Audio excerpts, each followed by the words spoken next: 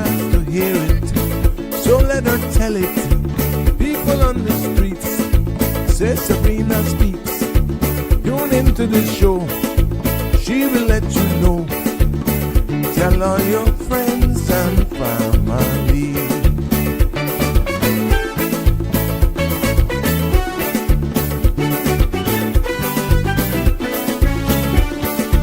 Real talk is no joke.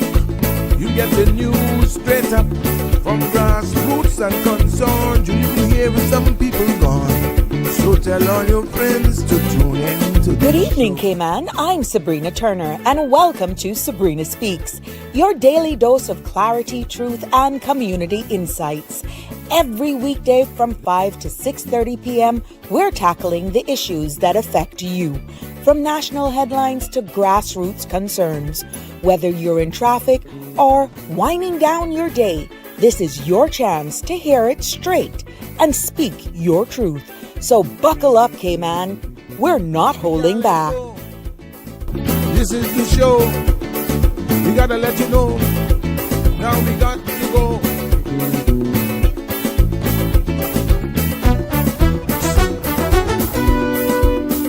And now here's Sabrina. Well, good afternoon, everyone. Yes, good afternoon, Cayman Islands, and good morning to our global family. Welcome to another soul-stirring edition of Sabrina Speaks, Voices of the Islands, Conversations for the World, and the podcast where voices rise, stories unfold, and inspiration takes center stage. Yes, it is a pleasure to be back here with you. I'm your host, Sabrina, and today we will be talking about something that affects every single one of us after yesterday's most informative, educational episode of Sabrina Speaks, where we got to learn about this whole national task force that was launched on October 6th. But yes, something that affects every single one of us, and that's money. Some of you may say, what the heck are you talking about? It's hard to come by now with all of this thing about AI and digital currency. But not just in dollars in your wallet. We're talking about the value of gold in your drawer. Yeah, all of them that is in between the sofas, even down into little cup holders and all that sort of stuff. Gold in your drawers, the digital coin on your phones, and the global forces that shape what your paycheck can actually buy. Now, the world is shifting fast. AI is also changing how we work, and geopolitical tensions are shaking markets. And here in the Cayman Islands, we're feeling that as well. Now, as a small island development state, our economy relies heavily on financial services, tourism, land as well, and labor, also permits. And our CI dollar is pegged to the US dollar, which gives us stability, but also ties us to the decisions made far beyond our shores. So today's episode of Sabrina Speaks is about survival and strategy. It's about understanding what's really happening and what you can do to protect and grow your money. Now, whether you're holding on to jewelry, saving cash, or curious about crypto, this conversation may be for you. Because here's the truth. You don't need to be wealthy to be financially wise, you know. You just need to be informed. And that's exactly what my aim is beginning, or I want to do here this evening, but we're going to do it together. But you know what? Let's come back after this short message because the deadline has been extended. And we want to give them an opportunity to remind you of how it works. Okay, so stick with me. I'll be right back after this message. Infrastructure is more than roads and buildings. It's our lifeline, connecting East End to West Bay, Cayman to Little Cayman, and the Cayman Islands to the world. It established the route to get our children to school, keep our hospitals powered, and support our businesses every day. Through hard work, ingenuity, and perseverance, people make that happen. From the early pioneers who paved the first paths and laid the first pipes, To the innovators who modernize water, energy, telecoms, ports, and our airport. They're the quiet hands that build resilience. And the vision that keeps Cayman going strong. Now it's our turn to recognize them. Know someone who built, maintained, or improved the Cayman Islands we love? Nominate them today at gov.ky/YSCH. Click Nominate today.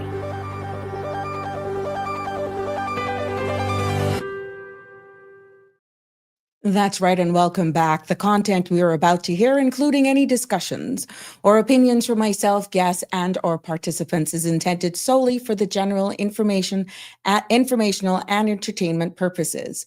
It's not a substitute for professional, legal, medical, or financial advice. So I encourage you to consult with a qualified professional for your specific concerns.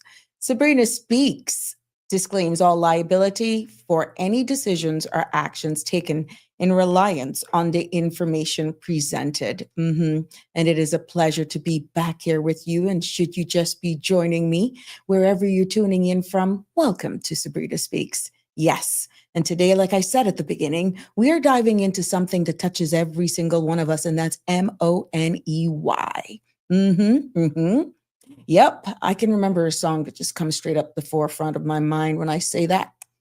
Has Rihanna label to it, but not just how we spend it, but how we protect it and grow it and understand it in a world that is shifting faster than ever. And you can see it, you can feel it, we've been hearing it, but I want to scratch the surface as we're building and getting ready even for our financial, for our budget. Yeah, we want to make sure that we are keeping informed. We understand the codes, we understand the acronyms, we understand the language as we modernize and we grow in this space together. But, I want to remind you that there is a tropical system in our area right now. It's tropical system. It's now Tropical Storm Michelle. Yesterday it was Invest 98. And now today we're finding out now that it's in between Puerto Rico, Haiti, Dominican Republic, and Jamaica. So it's going to be like, we're going to be talking about this from what they're saying for the next week, 8 days, 8 to 10 days. Can you imagine the amount of rain that's going to be in our area? But I want to encourage you to be prepared, listen to your local media stations and for all the latest updates, but we got to keep aware. Hurricane season does not end until the end of November, and we have been blessed thus far this year. And we don't want to send it anywhere. We were hoping that no one gets it, but hey, it is life.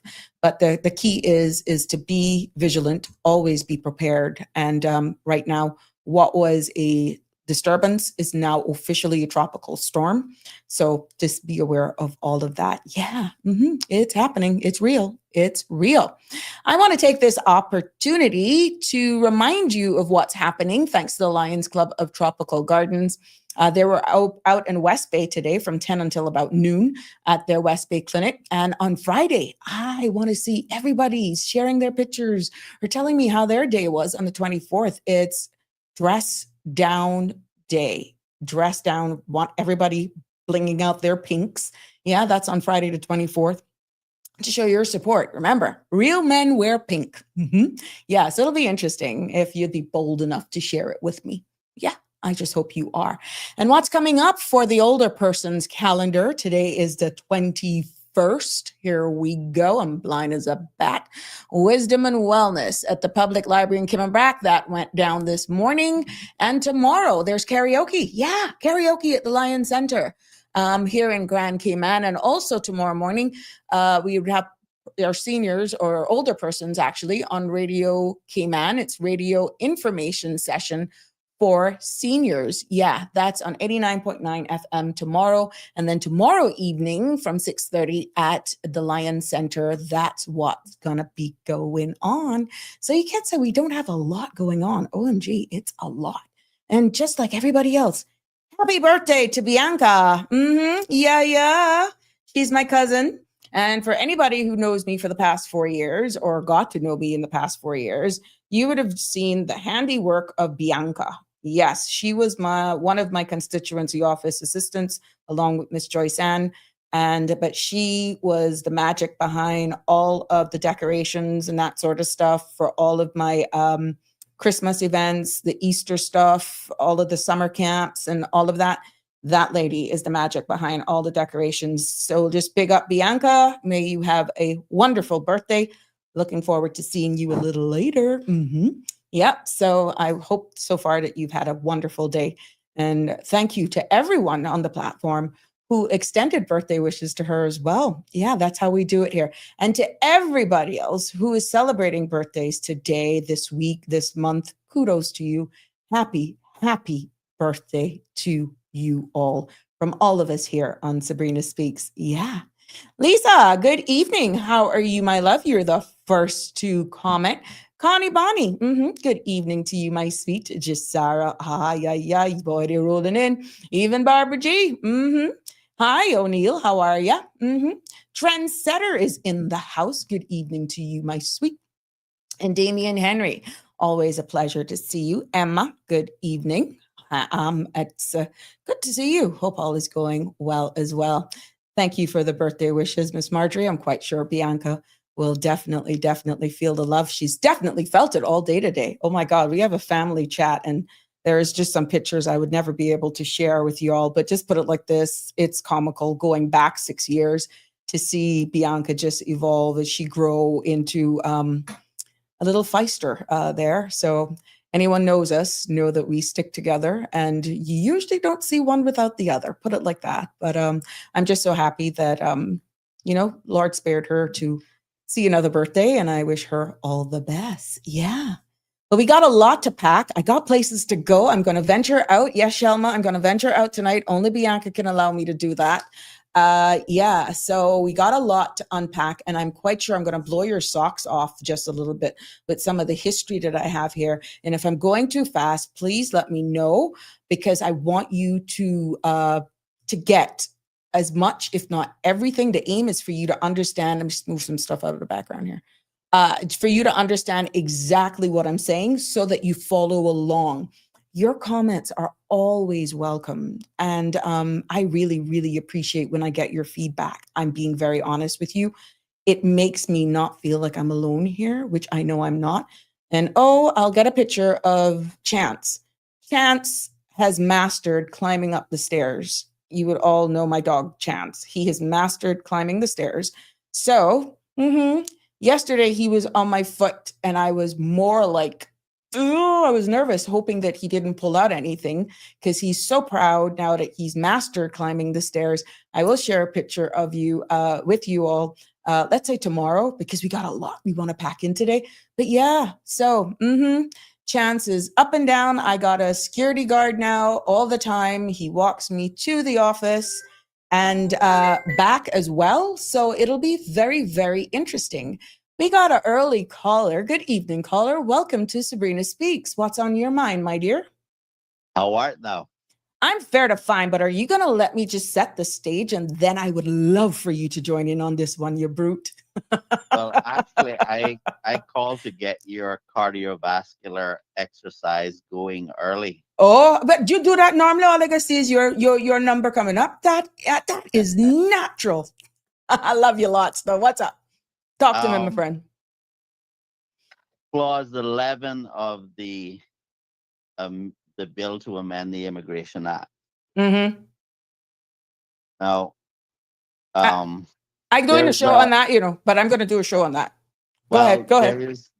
There is a concern that was expressed to me by someone about losing your, I don't know if it's your right to Caymanian or Caymanian status. Same, one and same. Yeah, for the purpose of education, one and same. No, okay, no, but what is that amendment saying? I'm still dissecting everything, and because I am doing a show on it bit by bit, my aim today, which I'm sure you would love, is from coin to code. Well, I believe that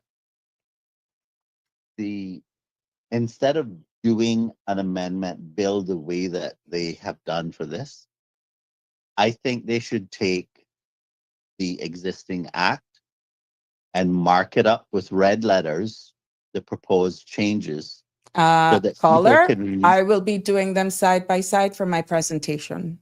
the, So there's the a, problem go the ahead. problem with that is that it's really hard to Mhm. get everything in context doing it that way. No, not if you know how to break it down in layman's terms. Because the feedback that I've gotten so far, long before this white paper has been in circulation, there's a reason I was going through certain sections. And Okay, that's, so I didn't have an idea what was coming. It was a reason to prepare persons for exactly what transpired or what was released on Friday. okay, and so what you're saying is that the public would be able to understand it just fine. They should, and let's see how rigorous or how informative their town hall meetings are going to be, because that is the duty of the operational arm.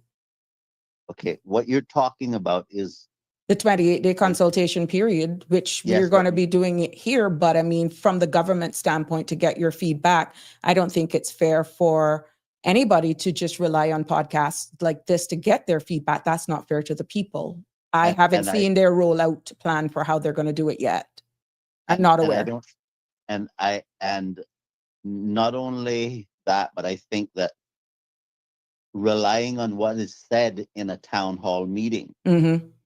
can be interpreted as a person's opinion. There's an official way of doing it. And I will make sure that I'll have all of those details. I thought I passed something on some social media that there could have been a press briefing or whatever, but again, that's not what you're asking for. To be honest with you, caller, something as topical as this, something as emotive like this, the same energy that you used in a campaign should be used for something like this. And then you have your feelers out there. You have like a table where people will have the direct process. Or remember the boundaries, electoral boundaries commission that only one or two people showed up for? Something like that is what they should do for something like this. But who am I? Well, I maintain the position that they should amend the existing act with red letters so that it can be read in its context Understood. and properly understood, because Like there an are overlay. there are many different provisions that are being amended. There's a Unless lot. unless you can keep all of those amendments in your mind as you're reading a section, Or you're at a disadvantage. correct. Or unless you're used to law and used to working in it, you're going to lose a lot of people. And there are minor tidy ups that may have been missed from previous amendments, a comma here, a dot there, an or a or. Those things are being captured here as well. Yes. It's also a tidy up exercise. My argument is that in order to get proper consent from the public, you have to properly inform the public. And I think that reading it in the way that it is in the form of the bill, most people will not be able to properly understand it. Therefore, I don't believe they can give their proper consent to it. I really don't feel with the huge chunk that is in there that 28 days is sufficient. It is not. So it's that is, but again, I'm glad that you brought it up, despite you changing trajectory like this blooming Melissa. You brought it up. But hey, that's what this space is about, huh? But I don't really feel, based on how big the amendments are and how emotive it is, 28 days is insufficient. I agree with that. But let's hope we can get the government to agree on properly informing the public. Well, that's what these Right. spaces are for. Public consultation is what it is. And if you go on other platforms and you say the same thing, let's see what your PR plan strategy is, how clear, how open, how transparent for public feedback is going to be. You don't feel, if you want to try to get this for the 5th of November sitting, we're not ready for it, we just need more time, then ask for it. This is where strength is in numbers. The silent majority can no longer remain silent, caller. And that's right. And so I was just going to reply to you to say, yes, I plan on saying it in other places, but it can't just be me you, saying correct. And poor me, I'm trying my best here to educate everybody. And you know what? I keep focus. but I'm doing everything I can to break it down. But like you rightfully say, it can't just be me. It can't be just you. It can't be just Lisa. It can't just be Siobhan. We need to get these feedbacks, even if you're privately doing it. That's why I'm going to make sure I reach out to the ministry to find out if persons want to email their concerns or what is the correct process. We need a public No, discussion I'm on saying in case some people want, they don't Yeah. necessarily need it.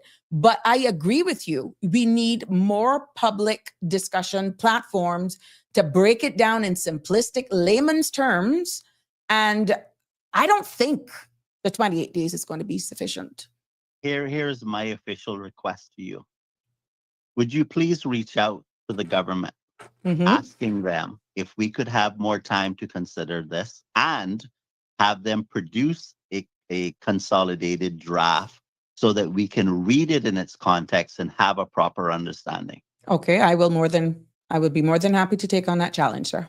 All right, now I'm ready for your other topic. You brute. You gonna call back or what? Because I haven't depends. I haven't even stirred yet. I haven't even set the stage yet. Depending on what you're going to say. Okay, well, call me All right. back then, huh? All right, bye. Take care. There you go. Leave it to Dana boy. Mind you, I will be doing it, but I heard Sandra said that she was also going to be breaking it down. So I wasn't sure if she had guests on her show in order to do it. But that's my bad. I didn't ask her if she was inviting guests or whether or not she was going to do it as a solo show. But I have all intentions. I am 3/4 of the way there with how my aim is to present it to you. It may have to be done over 2 shows in order to be able to answer your questions and hear your feedback on that as well, which could extend it. And a lot of you prefer scenarios or examples like, what are you referring to? I can see that happening, like what Denny was asking just now in regards to that 11 amendment for loss of the right to be Caymanian, which is one and same as Caymanian status. So yeah, I can see it possibly being done over 2 segments. But I would actually encourage persons, if you haven't gotten any sight of those amendments, the proposed amendments, that right now is in its 28-day consultation phase. And if you haven't seen it, I would encourage you to pick it up and get to know it. I will do what I can on my space, but I really don't feel, and I'm someone who has worked with the law for over 20 odd years, that the 28 days for proper public discussion before it goes on the floor of Parliament to be debated by the political arm, I think the 28 days is too short. I think that's something that should be brought back to the floor of Parliament after public consultation. We're all heading into the holidays right now. People are going to go off on vacation. They're going down to the House. You're dealing with a national budget. Like, whose idea was this? I think that needs to be slowed down just a little bit. Invite industry stakeholders, which in this case with immigration reform is every single person. And from business, mom and pop stores, to grandparents, to retirees, persons, I just feel everyone needs to weigh in on this. And this 28 days is more than likely insufficient, given the nature that they're trying to do a budget, they're trying to present their budget, and something as topical as this, you're going to try to do it for the 5th of November? No can do. No. So I will officially take on that task and write the ministry on behalf of you guys here on the Sabrina Speaks platform to ask to see if it could be extended possibly for the first quarter of 2026. Let's see what feedback we get, right? Oh, Junie, thank you. Thank you. Happy birthday, she says to BB. May God bless you with many more to come. Enjoy your special day. Love you, girl. I can hear you say that right now. And Emma also is wishing happy birthday and many more as well. Bianca, Lisa, good evening. Hi, good to have you here with us. Rosie Rose, how are you, my sweet? It's good to have you here. Like I said, today's episode of Sabrina Speaks is titled From Cash to Code. Cayman's digital leap begins. Yeah. So we want to dive into this whole thing. And as you can see, based on yesterday's episode, we are talking about this digital task force that has been formed on October 6th. And, you know, Cayman is actually right now preparing for the next phase of what's happening globally with AI, the platform, and just doing business. We've talked about the digital ID, the digital footprint, but the more I prepared for this segment is the more I found where we're already aligning, and it'll make sense as you follow along. Now, we are actually there. When you look at where we are with the Maya, the whole internet connectivity and making sure we have dedicated lines, because we depend largely on the financial industry for a lot of our revenue streams, right? So Cayman is indeed stepping into the tech-driven future. That's just the nature of the beast. When you look at where we get our income from, whether or not we want it in order for our own survival, to remain competitive, to be able to sustain ourselves and maintain what we have built here on the backs of our forefathers, getting ready and having the necessary infrastructure, policy, legislative framework in place. Yeah, we're stepping in there. And it starts with exactly why this whole task force was actually born, because it's smart. It starts with smart legislation. Now, from our very supermarkets to small shops, from policy to possibility, Cayman is entering a new era. We're seeing it, we're feeling it. I can almost say we're tasting it. Yeah. And it is digital. Yeah. When you now look, though, for the tone setting of today's episode, when you're looking at the global instability, when it comes to wars, when you're looking at elections, who is being elected, when you're looking at inflation, artificial intelligence and tech disrupting jobs in industries, people are actually somewhat concerned. You're looking then at digital currencies. And we've heard that term yesterday about tokenized assets that was so eloquently broken down. Again, it surfaced today.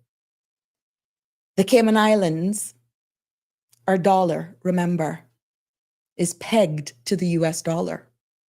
And you may say, well, what the heck does that mean? I've been hearing that. Yeah. What is pegged?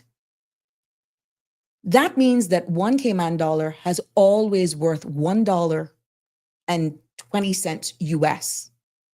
When you say pegged, for the context of this conversation, that's a fixed exchange rate that has been in place, guess from when? A little older than me, over 51 years.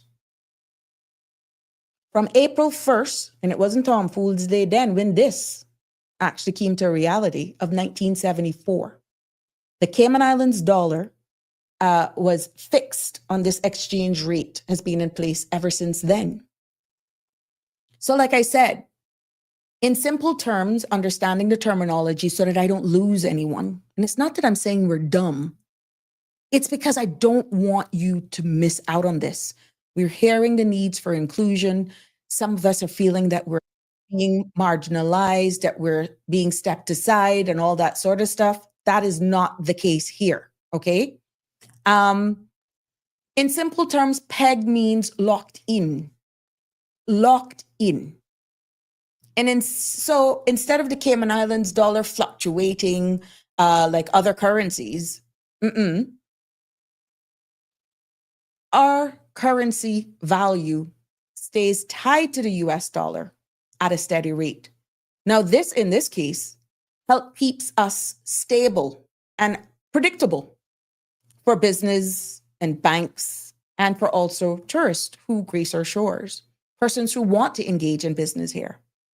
But just for the sake of a little context, more context, the CI dollar, back in the day, we here in the Cayman Islands, remember we were ruled under Jamaica at one point in time. We used to use the Jamaican dollar until 1972. Again, I didn't know those timelines. Yeah, the Cayman Islands used the Jamaican dollar until 1972. I was born in 1974. And in 1972, the Cayman Islands introduced our own currency that I grew up knowing as the KYD, the Cayman Islands dollar. And at that time, the government of the day, in 1974, the government decided then to peg it, the KYD dollar, to the US. And you may say, well, why? Why not commodities? Well, I'll tell you what. I'm hearing gold and commodities, and I'll break down all of that and stuff is the way to go now. But just before coming live, I realized that this is the lowest gold has been since 2013 or something like that. But I digress. Let's keep on track. So as I said, in 1974, the government of the day decided to peg our CI currency to support the growing financial sector at that time, and definitely the tourism industry. Is it now making sense? Now, there's a myth behind, if you don't have money, investing isn't for you. I could tell you that. We could demystify that today. Did you know that you can start with as little as $10? You can start investing with as low as $10. Investing is about not how much you start with, but actually consistency. And it has nothing to do with wealth. Now, I'm not here to be no strategist, no economist, no financial guru. It is for the context of this conversation that I had to give you that historical context, and so that you don't misunderstand some of the terms that you are going to be hearing much more as we transition into this digital age. And no one should be felt left behind. So then when you look at what's happening with money, you're hearing, oh, cash is going to go, it's going to disappear. Let me break that down in layman's terms for you. A lot of the times you're hearing geopolitics. You're hearing that more and more. And sometimes it's totally used out of context. And you will know whether or not somebody knows what they're talking about when they use it in the wrong context, right? But in layman's terms, what that means is that huge countries arguing or fighting, that actually affects oil prices, trade, and currencies. And then you'll hear about market fluctuations. When the US sneezes, I hear this as a kid, Cayman Islands catches a cold. It's no different because of our currency being pegged to the US. You're hearing about AI, artificial intelligence, and tech. Jobs themselves are changing. We heard it discussed here yesterday about looking at education reform and curriculums being adjusted so that we're not leaving the next generation behind because our country failed to change with times and embrace AI as something that is definitely coming. Like servers are possibly going to be the thing of the past. They're just call-in operators that AI is going to take care of that. Jobs are changing and some are actually disappearing and possibly will never return. But silver lining in everything, other jobs and industries are actually being created. You heard the term yesterday, tokenization, and I asked for it to really be broken down because the language is just not something we're used to unless you're in the industry. And let me repeat what was said yesterday. Tokenization is turning real things like property, be it a piece of land or developed real estate, means something that's already built, or commodities such as gold, into digital pieces that you can buy or sell. So it's morphing into something that's digital. That's when you hear the term tokenization. That's what it means. And there are some myths and truths about exactly that. The myth is that artificial intelligence is only for tech people. Well, no, that's not true because it's already on your phone, your bank, even your job. You got Wi-Fi connectivity to connect your phone and all that sort of stuff. That's AI. Learning how it works, then in this case, is for everyone. And that is why I felt it was important for me to break it down as we navigate this space. So when you think about it, then that I've probably woken you up, and I know some of your minds may be going, I'm seeing some of your comments. What's happening then in the US then? Because we saw where the other day it was some instability and where there fell in rankings and all that sort of stuff. And oh my gosh, the Cayman Islands dollar is pegged to the US dollar. Well, right now, based on the latest findings that I found, the US economy is showing mixed signals. And even though the growth was strong in mid-year, like June and July, their GDP was up by 3.8%. What is the acronym? I'm not going to leave you out. GDP stands for gross domestic product. And what is that then, Sabrina? It is the total value of everything that a country in itself produces and earns in a year. That's how you get to know what that is. Think of it, let's use this as an example. Think of it like a country's financial report card, and it shows exactly how much money is made from like goods, and goods meaning cars, food, and clothes. And then services, like how much money is being made from services like banking, tourism, and healthcare. And we all know what's happening over there right now with the shutdown going into 3 weeks, right? Woohoo. And then you look at investments and government spending. So another example is like, let's say Cayman makes $1 billion from tourism, 500 million from banking industry, 300 million, let's say, from construction based on all the plans and building permits and all that sort of stuff, and 200 million, just for the sake of this exercise, from government services, right? Then with the 1 billion from tourism, 500 million from banking, 300 million from construction, 200 million from government services, Cayman's GDP then would equate to 2 billion for that year. Okay, so you follow me so far? Well, as of the first quarter, what ours is, because I gave you an example of the US, based on what I found, for the first quarter of 2025, our Cayman Islands economy grew by 2.9%, according to those preliminary estimates. So break it down for me, Sabrina. What does that all mean? It means that Cayman made more money overall compared to the same time in 2024 and compared to the same time last year.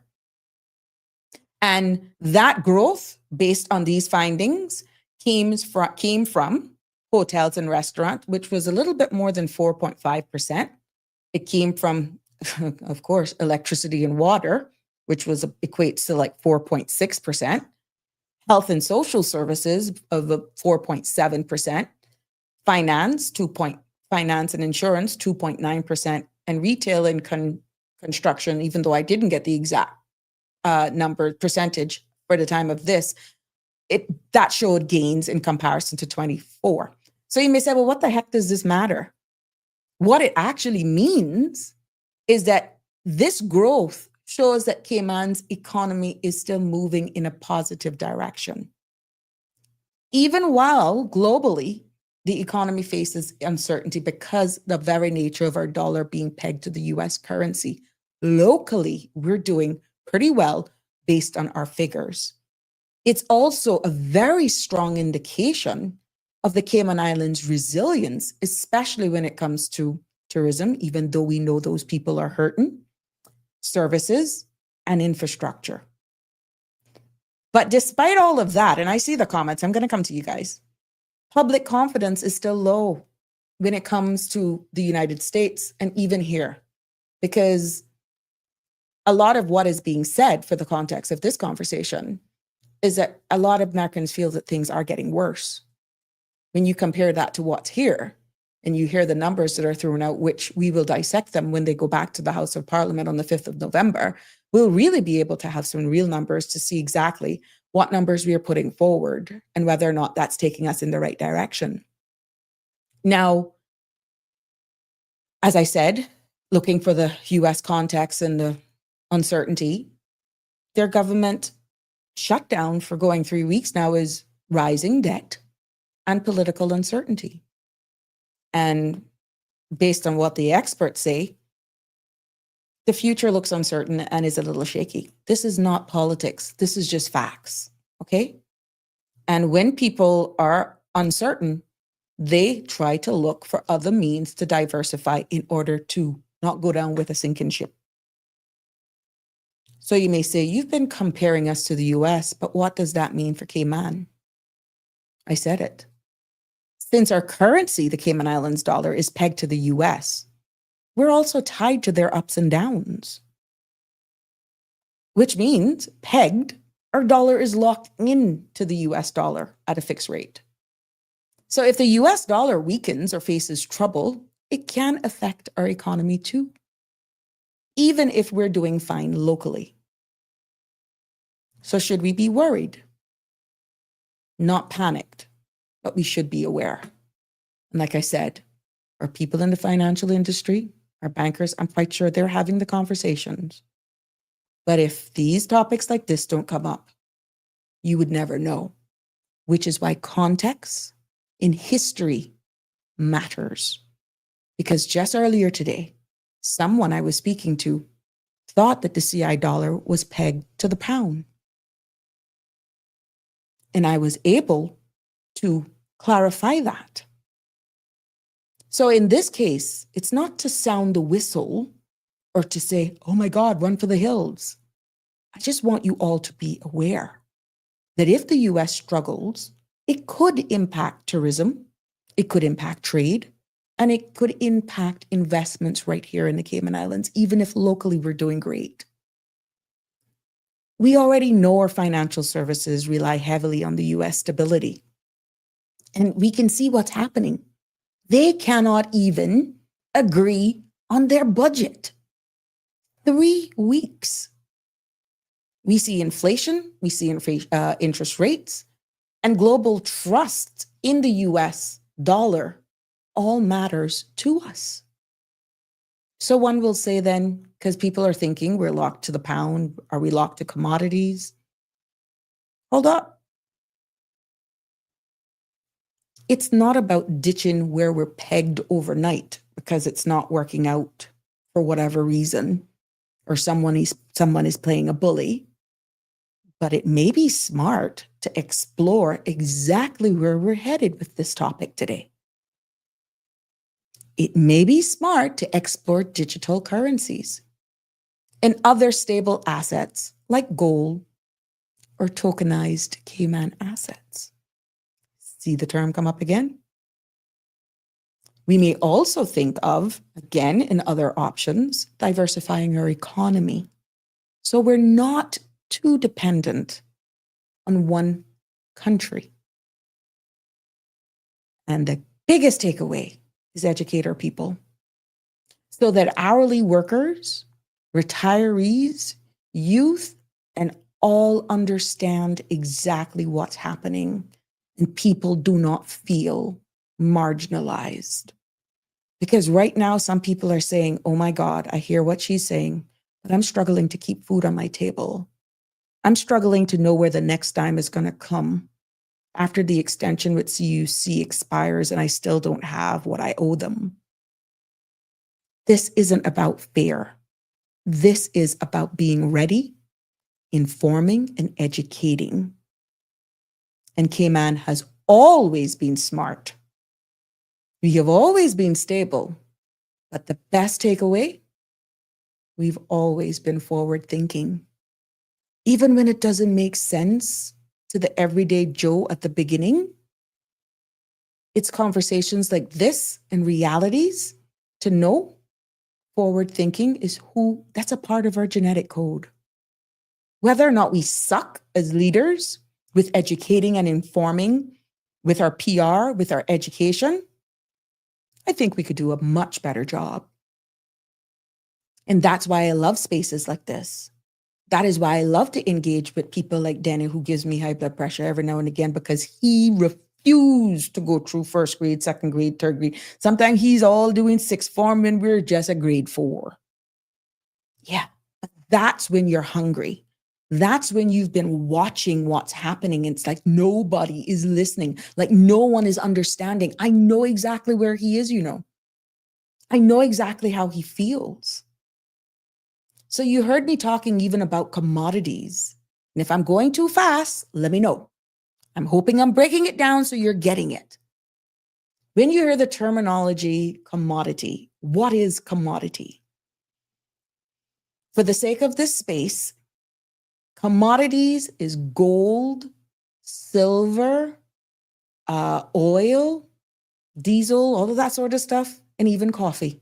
That's considered a commodity. And then you're going to hear precious metals. You're hearing more about that. That again brings up your gold, your silver, and even your platinum. Where is Sabrina going with this, you may ask? They hold value when money loses value. They do. So if you really got old jewelry in your drawer, that's your entry into commodities. So you may say, well, oh gosh, I know exactly where your headspace is. Some of your headspace is going in. You just see that big old bullion, or you see these huge gold coins. If you got old jewelry in your drawer, that's your entry into commodities. You can sell it, you can trade it, or you can melt it down and invest in bullion. We got pawn shops right here, or gold buyers in Cayman. And they're also, from my research, they are online platforms that buy gold and silver, local coin shops as well, or bullion dealers as well. But let me just dispel again some myths for the purpose of keeping the conversation going. Some of you think that gold is outdated. That's a myth, because the truth is, gold is timeless. It's a hedge against inflation and currency risk. That's the truth. It's not outdated. So the myth is, for those of you who have missed it, that gold is outdated. No, it isn't. The truth is gold is timeless, and it's a hedge against inflation and currency risk. So when you look at the latest data comparing commodities, and even when you're looking into different stocks and stuff, for those of you who are doing that online stuff, as October of 2025, we're trying to understand exactly where we're going. And when you look then at commodities versus stocks, when you look at the gold, as I broke it down, gold, silver are rising. We're seeing it. Even though it fluctuates at time, people are buying them. And that is their way of safeguarding themselves against inflation and global uncertainties, as we spoke about political instabilities. We see where oil prices right now are actually down. Because right now what we're seeing, there's more supply than demand, because we're looking at alternative fossil fuels. And some countries are indeed cutting back on usage because they're finding alternate ways of sustainable materials. And when you even look, I heard and I saw an article the other day where you're going to probably pay more for coffee. There's commodities in food as well, like wheat and coffee. Yeah. They're mixed. Some prices are up due to weather and others are stable. But there are many things that affects the values of certain things that we actually take for granted. But when it's in this context of where we're going into the digital age, it all makes sense. So in simple terms, when we talk about precious metals like gold and silver are doing well because people trust them when things honestly are just feeling unstable. And if oil is struggling because of the world isn't using much of it at this time, then tech stocks we're seeing is booming.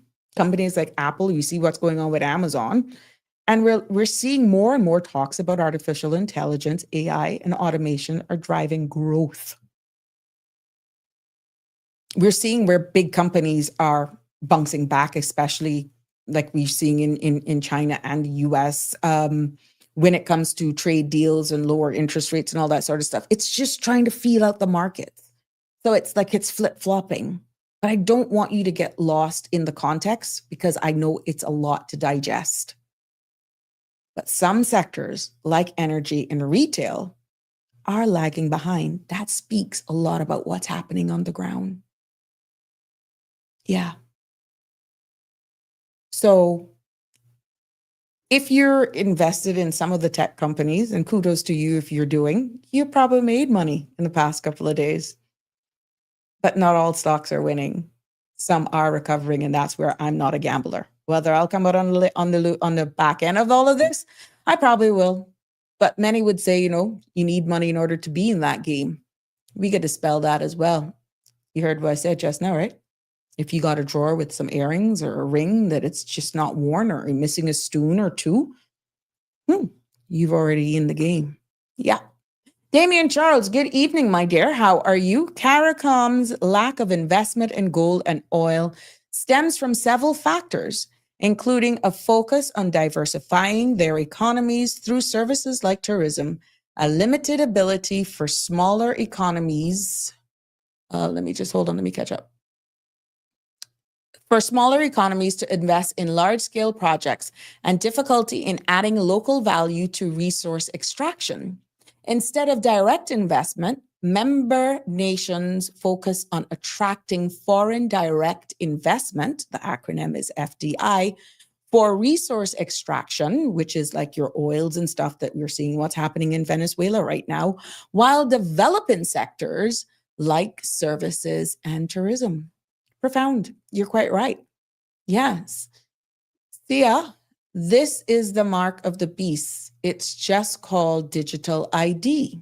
There you go. This is why we got to hear all sides. Good evening, Miss Dorothy. It's so good to have you here with us. Hey, Gina, how are you? Good evening to you as well. Peace and love. AI companies are booming. Yes, they are. You're seeing them every day. Oh my goodness. Damiel Charles, a barrel of oil was at US $60 and down from US 100, but gas prices in Cayman still not reflect that change. We did get some feedback. I heard how that is, and I won't go into it because I don't want to misquote why that is actually the case. And the reason why I'm not going to do it is because it came in a conversation in a presentation that I was at CUC when Mr. Hugh was explaining exactly how they purchase their oil in bulk and why we seem to be lagging when the prices go down. But maybe that can be broken down in a simplistic form. Maybe one day in this platform, I will see if they can actually break it down or if somebody knows about it and they want to come here to explain it. But there is a reason why. And it made sense, me not being an expert in there, what he explained to us in that presentation, why it is not shown on the, when you go to the pumps. Marjorie, hey, Milano, how are you? Thank you for your support. Yeah, Sia, cash is just paper, but it's still physical something trade with goods. It's still a physical something traded with gold. How can I buy gold with digital money? And there's a power outage.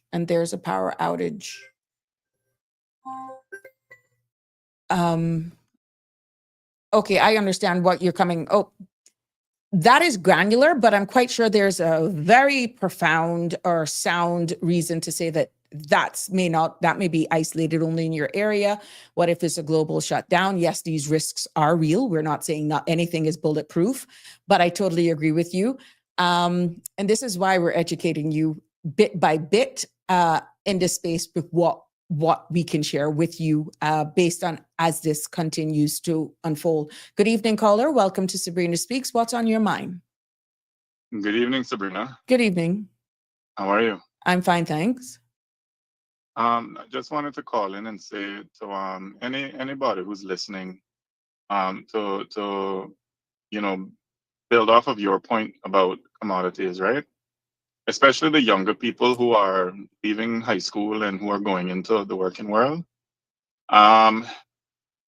invest your money, any money of yours that you put into things like land, property, your own education, stocks, bonds. The market goes up and the market goes down, but in the long run, you don't lose with those things, right? You know where you lose with those things?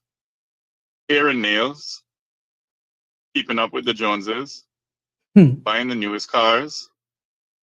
So to make it, for people who may not fully understand the lingo. value, Yeah. but the value in commodities is it's anything that can be bought or sold. There will always be demand for land. There will always be demand for gold. There will always be demand for skills. That's why education is also a commodity.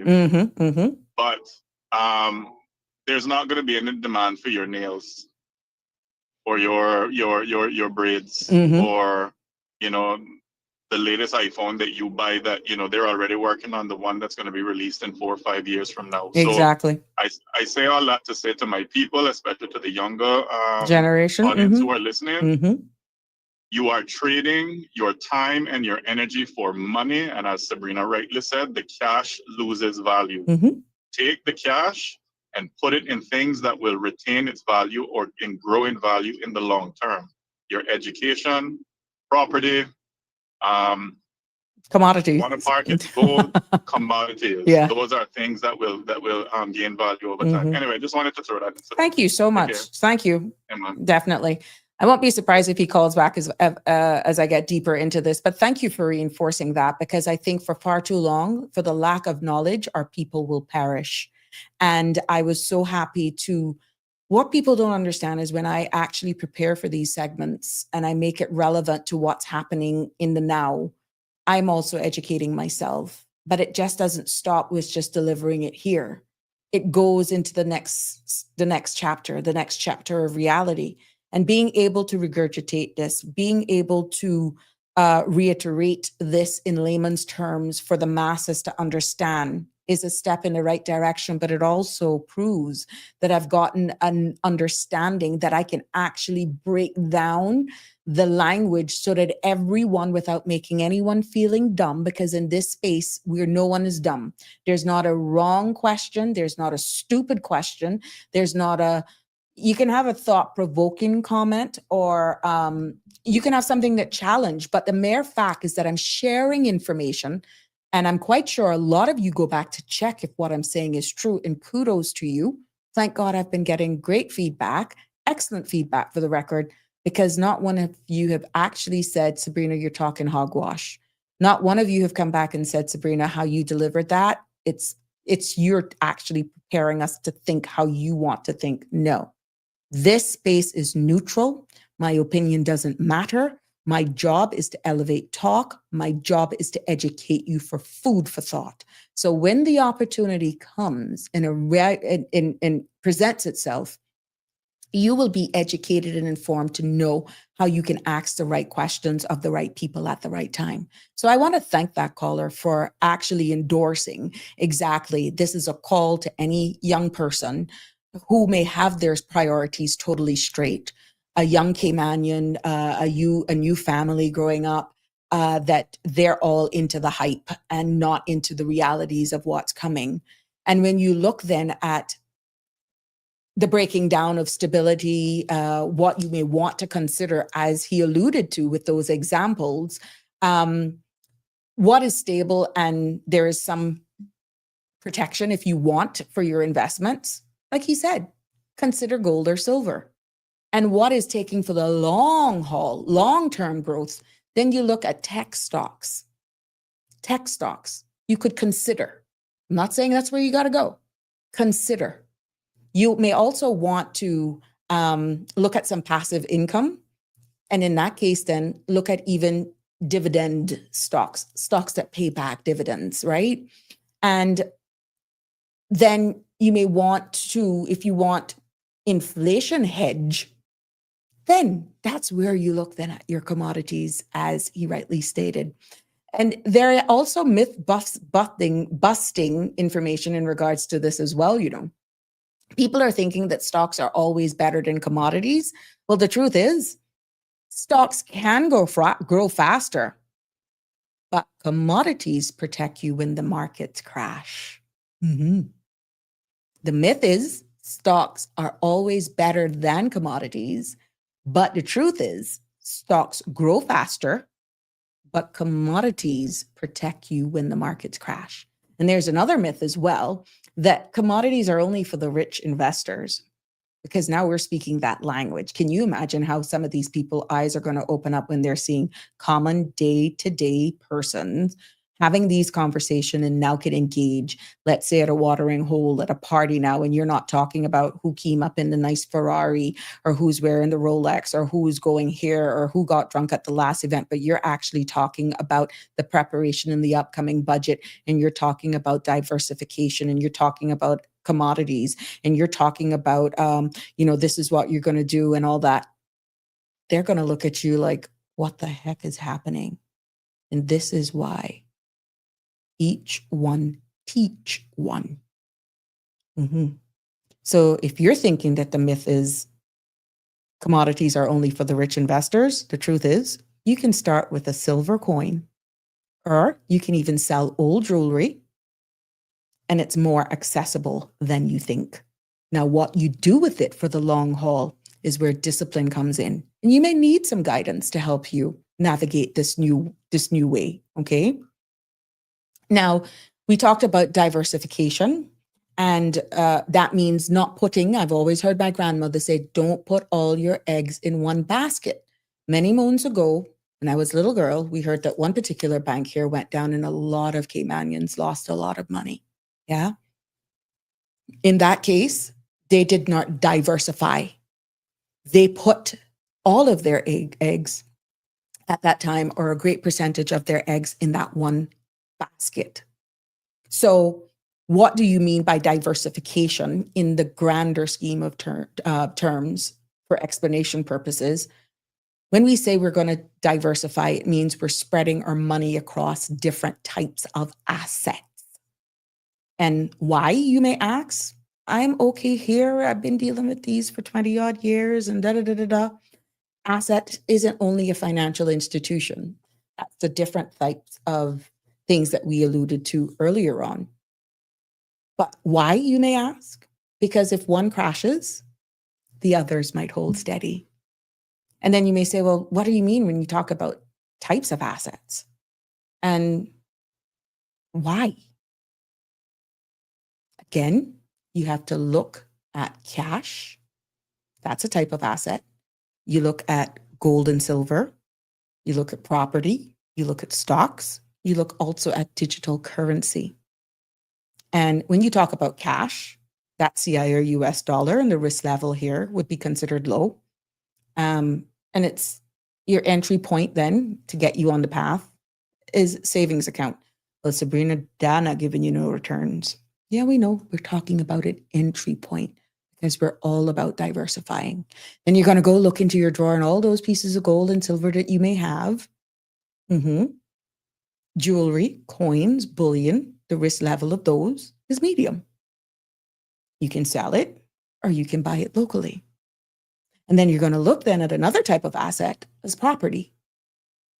And what is property for the context of this space?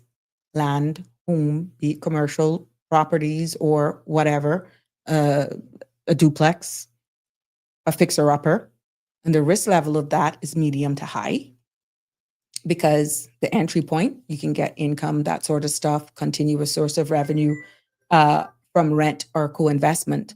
And then you look at stocks as well.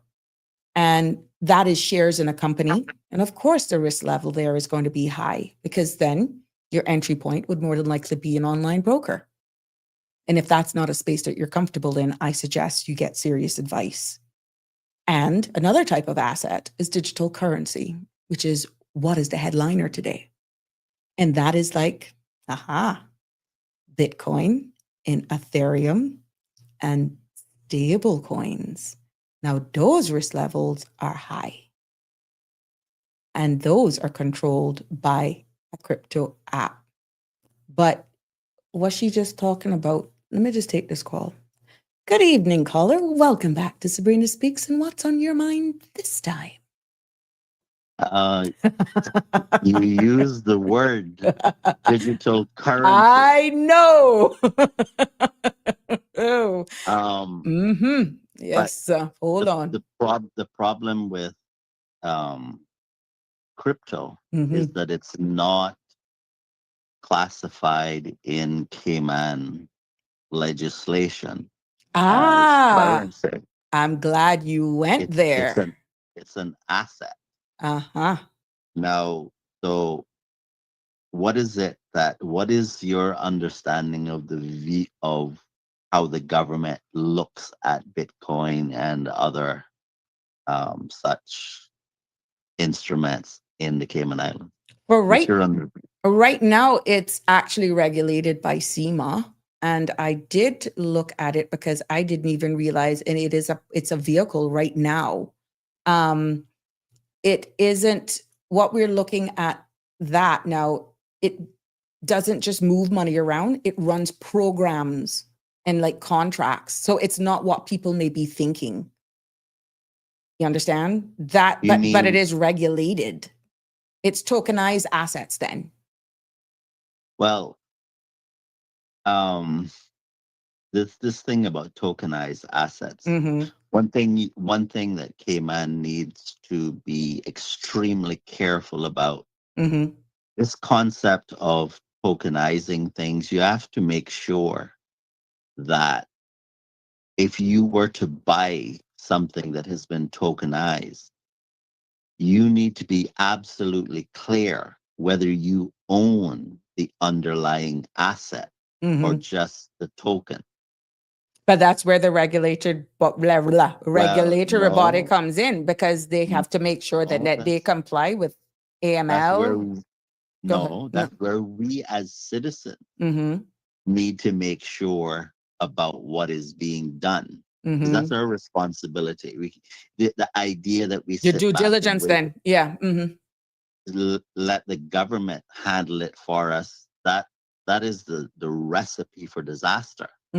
Because in many instances, MPs are representatives of sectors of our economy that doesn't have our interests at heart. So I know that they're supposed to be there to represent the people. But what if they don't understand? What if they don't understand? Because you're hearing Bitcoin, the term Bitcoin, and like how you would have Ethereum regulated, that is regulated here, and I found that out. But it isn't what people probably thinking. No, but it's really a platform, as you rightfully said. No. 1 second. There is a sharp distinction between what is referred to as coins and Bitcoin. Bitcoin is in a category all by itself. Then the reason for that is that there is no entity that controls Bitcoin in the way that you have a board of directors controlling a company. And that is the case with Ethereum. That's essentially just an electronic version of the fiat system that we use that is called cash, right?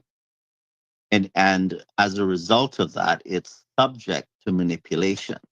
But there are guidelines. There's a piece of legislation, the Virtual Assets Service Providers Act of 2020.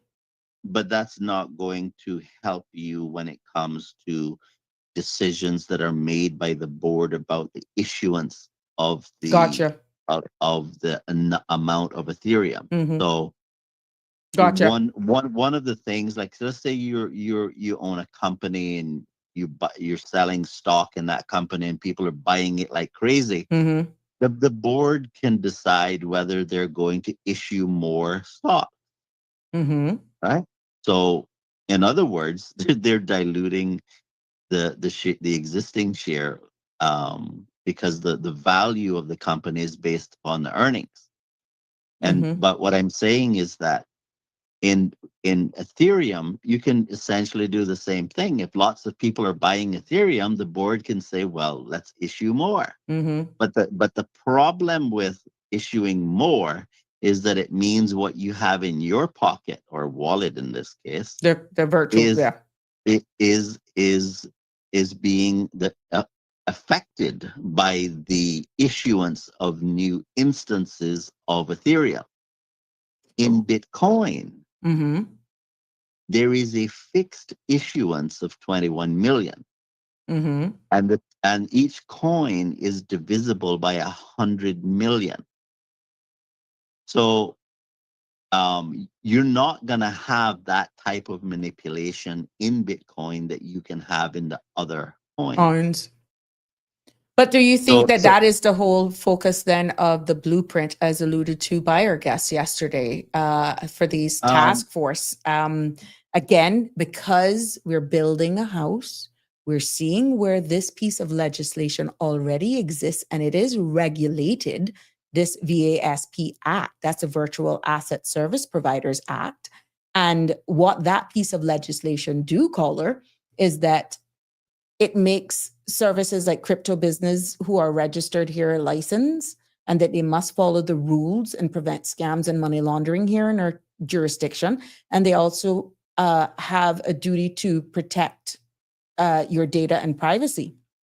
So it's not like we don't have a piece of legislation and these watchdogs for what they're doing. As the Honorable Premier alluded to yesterday, we got to start somewhere of making sure, based on the recommendations and the public feedback, that we have legislation that even bolsters exactly what you're crying for. Who's going to own it? Who's going to save me from the dark web? How is it going to protect me in accordance to the Constitution? You see what I'm saying? On a bigger national scale. Well, I'm not crying for the government to come running and protect me. I don't share that mentality at all. Okay, but for what those, I'm saying, I'm not responsible for other people. I'm just telling you that in many instances, the government is the problem when it comes to a lot of things. In fact, in regards to inflation, government is the cause of inflation. Let's look at the U.S. as an example. I think when George Bush Jr. was president, I think the debt was somewhere around 5 trillion or something like that. And now we're up to 37 trillion in debt. And what that really means is that the U.S. is borrowing beyond and it's constantly borrowing to fund its activities. And but what that means is that essentially you have, the way that would work is a politician would get up and say, oh, I think we need to spend a couple $2 billion on XYZ. And once they make the decision legislatively that that's what's going to happen, the Treasury will say to the Fed, look, we need you to sell some bonds. And selling a bond means that you're borrowing money. And buying a bond means you're lending money. And so what you have to appreciate is that they go that route in most instances because they do not want to go into Congress with a bill that says we're raising taxes. And you see, borrowing money is a roundabout way of raising taxes. Because what you have to repay is not just the value that you need, that you would be spending on whatever XYZ project is, but the interest on the amount that you spend to do XYZ projects. So what you're in fact doing is sinking the country deeper in debt. So government is the source of inflation. We have our own version of that here locally.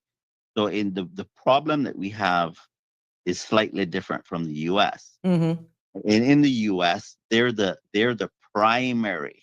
They create the inflation that affect us. You were talking about where we're pegged and instability, you catch a coal, right? So we import the inflation they create. And then our local politicians add the local element of inflation to that based upon our local performance of how we run the country. Which is what I said about the GDP, and we did the comparison to the US, and I also gave an example, which is interesting that we're having this conversation now, because on the 5th of November, they're going down to do the budget. And some of the question was, we're going to ask for a borrowing of 300 million, if I'm correct, or 300 billion. No, whatever the borrowing is, 300 million more in borrowing or debt. That was heavily debated on before the House adjourned until they go back on the 5th of November. So that's Well, going to be interesting how you said that. And I'm hoping now that it actually brings some bells into people's heads and put it into Well, perspective as to why the cost of living here could be increased because of exactly what you're saying. The cost of living here Inflation is impacted by whatever we import. Yep. Because whenever we import We're goods bringing it and in. services, we're importing that inflation that's caused somewhere else. Mhm. And then we have our own duty or tax system on top of that. Correct. So we put our local layer on it, right? Mhm.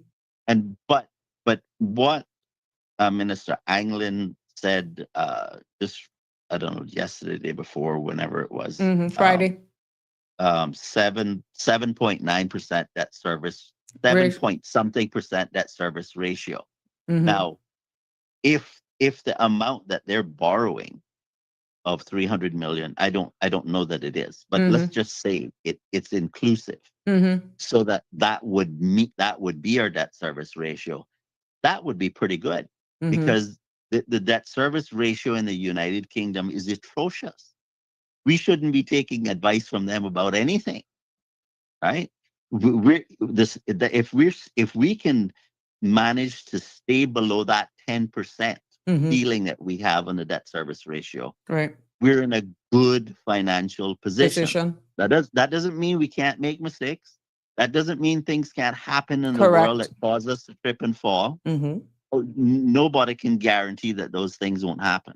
Okay, but if what he's saying is that 300 million that they wish to borrow would still have them at the 7 point, And not fall afoul of the FFR. Yeah, there was then that would be awesome, right? The challenge would be, how do we continue to keep it that way? Because that requires discipline. Yeah. But the challenges of inflation is going to the pressures of inflation is what's causing the uncertainty in America, and it primarily has to do with the labor force. The recent labor numbers were not that great. No. Now, that's going to have an impact on us, right? Because that's going to cause investors to make decisions.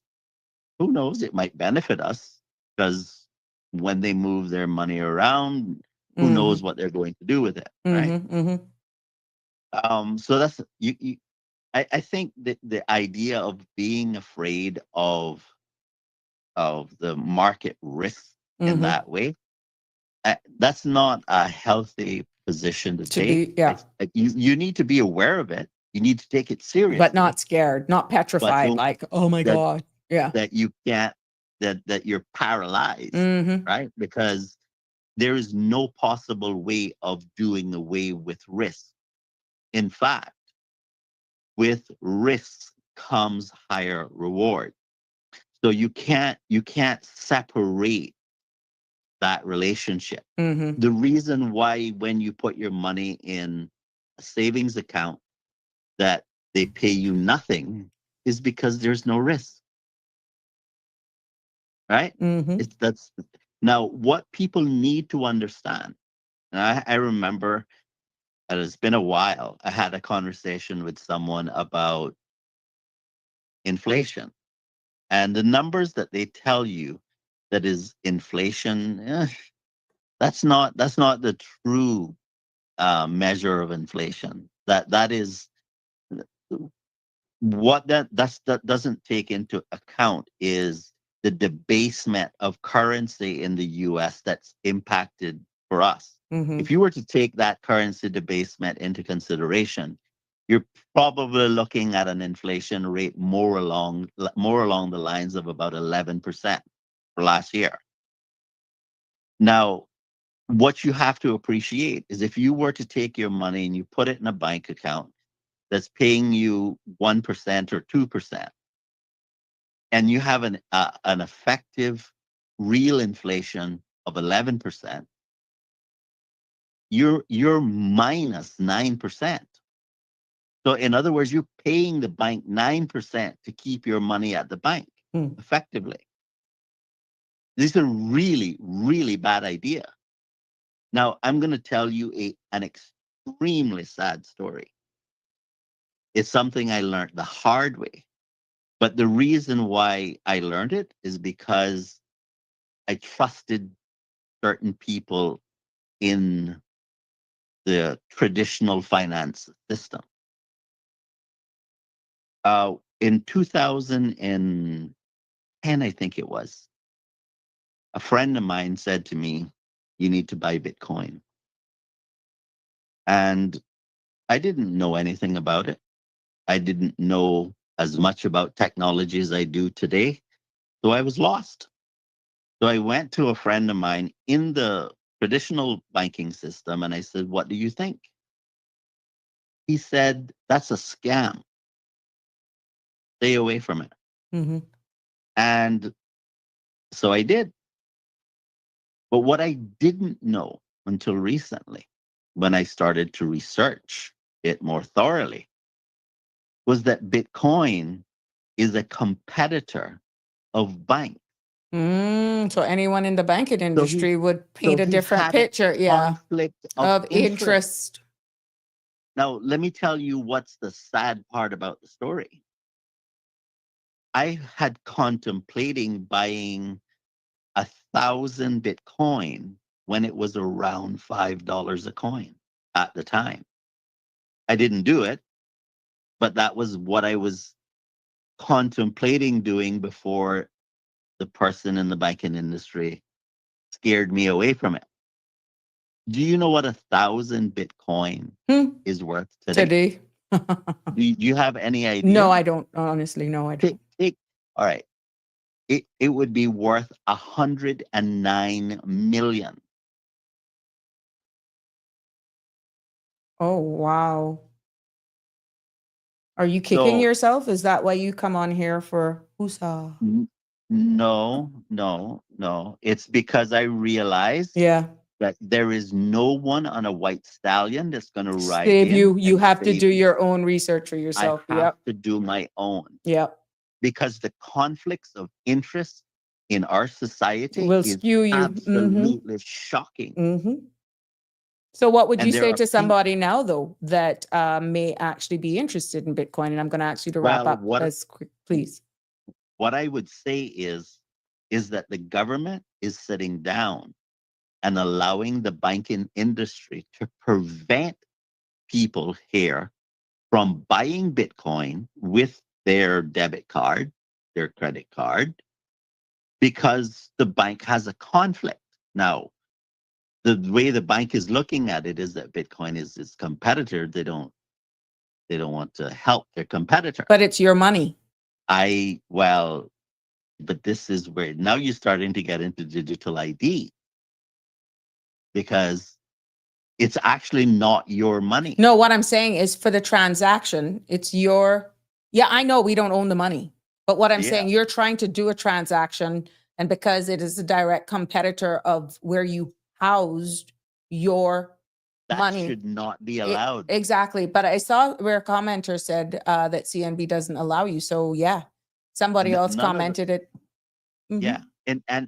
And what is actually happening is that the banks are holding Caymanians back from opportunities they would otherwise be able to benefit from.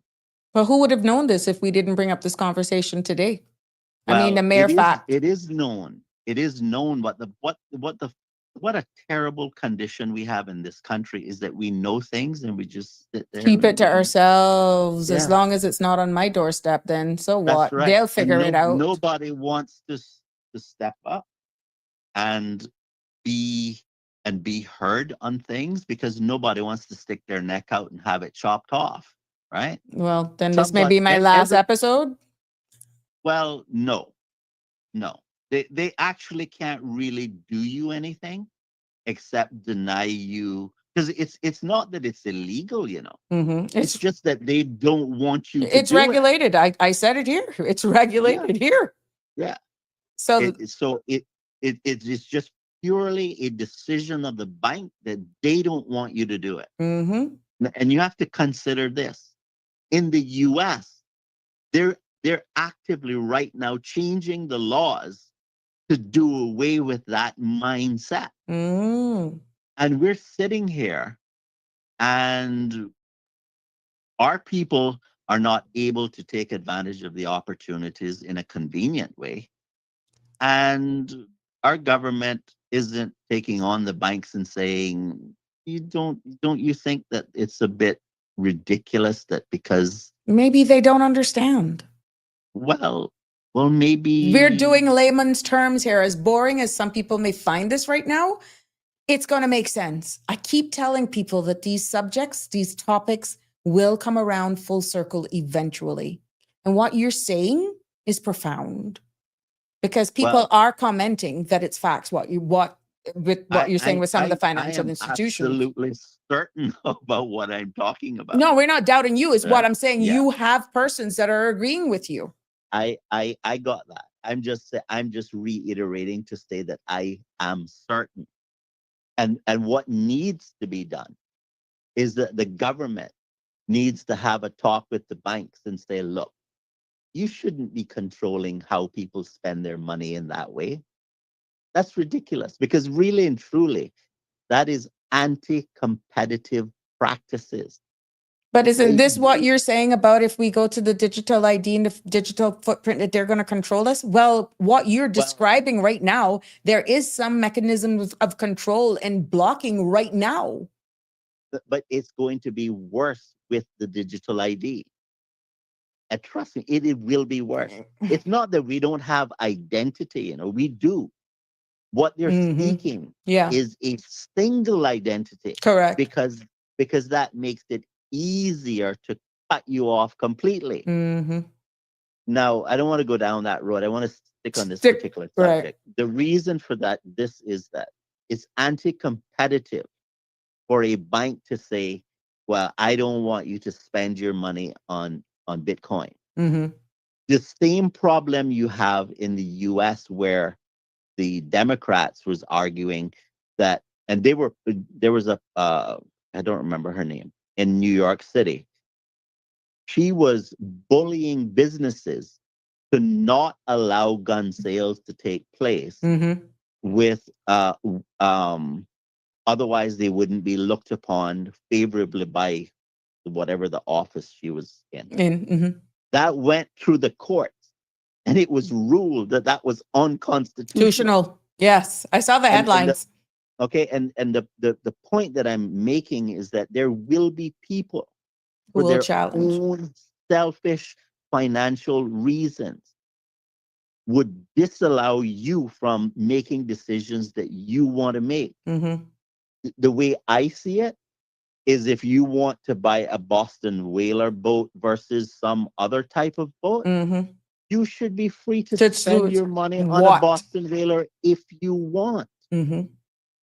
To have the banking industry have the audacity to make the decision that they know better than you about where you want to put your money, that's very offensive to me. So if the government wants to do something useful, sit down and have a conversation with them about those anti-competitive practices. They need to stop. There's more that I could say, but I'll leave it there for now. Thank you so much. I think that has been so sobering. Thank you. Thank you so much for your contribution. And I'm quite sure it has woken up a lot of you with what was said there, because now it's coming around full circle. And Sia and Geotech, I know you're following along. I can see you, and I'm trying to put it up so people can actually follow along, because you're agreeing with what the caller was saying and what we were exchanging. And this is quite interesting where we're headed. And like I said, this space is for information purposes. to see both sides. I see somebody was talking about the market of beast and we need to know what that is. Maybe I can have somebody come on from a neutral standpoint and then maybe somebody from the church to explain what that is and how it ties in for balance and for neutrality. These are all the things, but while we're talking about all of that, reality is it's coming. Reality is certain restrictions as described here and as our caller alluded to is real. If you are actually told you can't do this, you can't buy that cryptocurrency because then my friends, you're already being controlled. But some of the questions is, and what do we do next? Now that's another episode.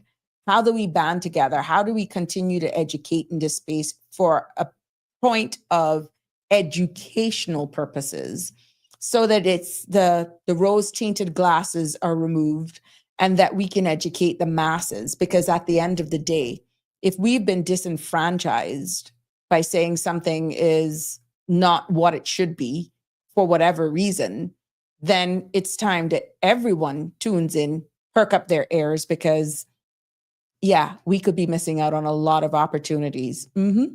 Amanda, the banks are making business of people's money. We have to pay for every transaction. Yeah, and I'm seeing some of the transaction fees as well. Remember when you were encouraged to do everything online and there would be no fees, but yet now monthly there is a service fee, and sometimes it's hard to break down where those service fees are derived.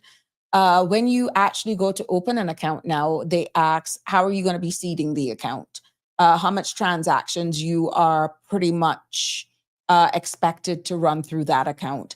They're asking, what's your source of income? I can understand that. Know your customer. I alluded to that earlier on. And how much withdrawals are you going to be making? Are you going to be doing it over the counter? Are you going to be doing it via your ATM? Are you going to be doing online transactions? And these are, when you look at it from the bigger picture, it's aligning to some of the concerns that the likes of Siobhan are talking about, the likes of Danny is talking about, and Lisa has been talking about as well. Now, to say some of you were not at all got the foundation of where this is actually derived, I'm hoping that today may have scratched the surface with that, even if you're getting some of it a little bit twisted or muddled, but at least some of the terms, and you can always play back this episode and take it in at your own time, because it does have more questions than answer. It's a lot more queries, I'm quite sure, after today's episode. And because we're all getting educated slowly but surely, it now makes you more confident when you go in to speak to your bankers, looks differently. And I'm hoping that it'll encourage you as well to go and research stuff more for yourself as well, and not just take what any one person says, like what happened to the caller and his wanting to invest in Bitcoin at that time. Ms. Rose, the Bible speaks about the mark of the beast. We'll put that into perspective out of respect for everyone in the space eventually, once I can get the guests on, because that's not a solo topic for me. Definitely, it's not. Damien, we are also not allowed to have PayPal, Stripe directly from Cayman. Stripe are shipped or used, transact directly from Cayman. Sia, how many businesses in Cayman use crypto for exchange? I'm not aware of any, but the regulations are there that persons, it's regulated in a point where SEMA has identified it, to be honest, and there is legislation around it. So at the end of the day, because I'm not in this space, I wouldn't be able, Sia, to really say, but I'm quite sure they are doing it, because the mere fact that there's a legislative framework around it that regulates it, and it's past SEMA's checks and balances, as long as they fall within the parameters of what the law says for right now, they're free to do it, whether it's into our day-to-day mom and pop stores, like you wouldn't go to Foster's. No. It hasn't trickled down yet, but maybe it's on the horizon. Yeah, maybe it's on the horizon. Yeah. Damien, it should be a labor law that anyone employed here must have a bank account and pay must be done electricity.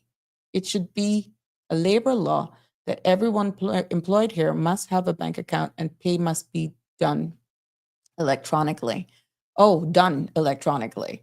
Well, yeah, I think that's pretty much where they're headed right now. But some people prefers their cash because then they go to another exchange and they send their money home for whatever reason because they have families to support.